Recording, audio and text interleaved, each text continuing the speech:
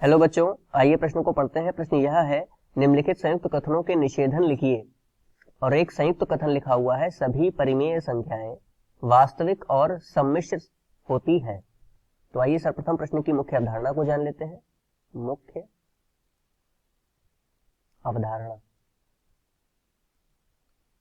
देखिए निषेधन क्या होता है? किसी भी कथन को नकारना उस कथन का निषेधन कहलाता है।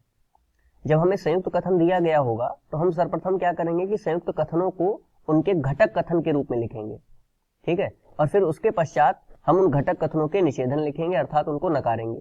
नकारने के लिए तीन मुख्य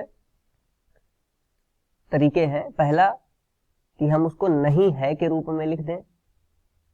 दूसरा तरीका यह है कि हम लिख दें यह असत्य है, कि यह असत्य है कि, और आगे उसका कथन। तीसरा, यह वस्तु स्थिति, यह वस्तु स्थिति नहीं है कि, और इसके आगे हम कथन को लिख करके इसका निषेधन लिख सकते हैं। तो आइए इस मुख्य अवधारणा के आधार पर प्रश्न को हल करते हैं। देखिए सर्वप्रथम जो हमें संयुक्त कथन दिया है, यह दो मुख्य घटक कथनों से मिलकर के बना है जो कि और शब्द से जुड़े हैं। तो देखिए पहला इसका घटक कथन क्या होगा, उसको P से प्रदर्शित कर लेते हैं। तो पहला कथन होगा, सभी परिमेय संख्याएं, परिमेय संख्याएं वास्तविक होती हैं, संख्याएं वास्तविक होती हैं। तथा दूसरा इसका घटक कथन क्या होगा, उसको हम लोग Q से प्रदर्शित कर लेते हैं।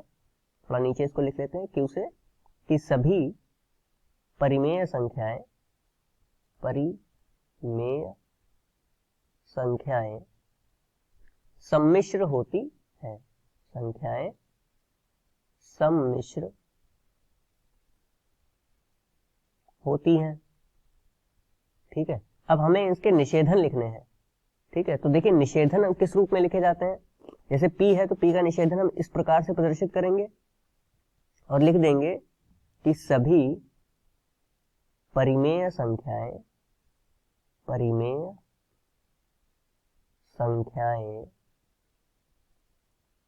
वास्तविक नहीं होती हैं, वास्तविक नहीं होती हैं, ठीक है। और इसी प्रकार Q का निषेधन हम इस प्रकार से प्रदर्शित करेंगे और इसका निषेधन लिख देंगे कि सभी परिमेय संख्याएं, परिमेय संख्याएं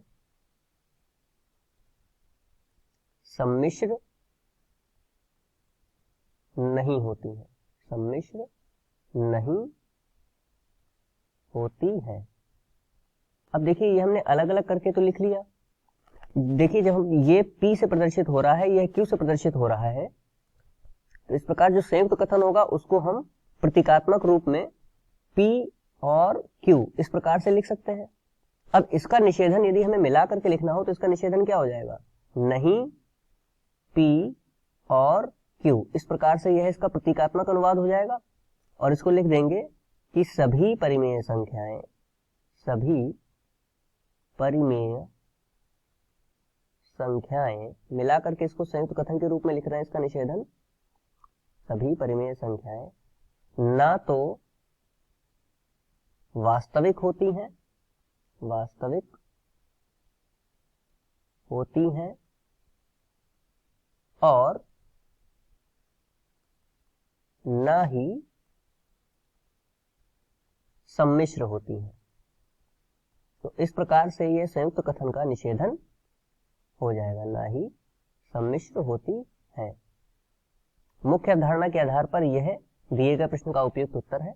आशा करते हैं आपको समझ में आया होगा। धन्यवाद।